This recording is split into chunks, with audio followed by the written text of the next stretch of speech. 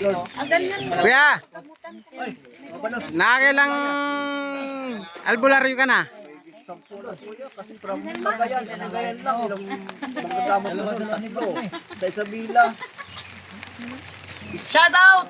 Nandito tayo sa Novaliches Bayan. Nandito tayo kay Mr. Pogi. Mr. Pogi Gaho, Ano ba ngayon? September 20, 22. 22. Oh, yeah. O, kumusta na yung pakiramdam mo ngayon, tay? Okay na po yan, para kung nahubutan na kami. Basta, kuya, huwag ka lang mambababae. Hindi na babalik yung sakit mo. Tuluyan ang gumaling. Ito pang walo. Ngayon, ano pakiramdam mo ngayon? Wala na sakit. Hindi na kita pinapabalik. Nagdibuhan siya. Oo, nagdibuhan. Pasalamat na kayo kay Papa Jesus. Pinagaling na po kayo niya. Kailangan mo mag-follow para dagdag followers. Mag-follow kayo sa Alipin Ama Jesus Nazareno. Isa, dalawa, tatlo, apat, sa naga. Nazareno.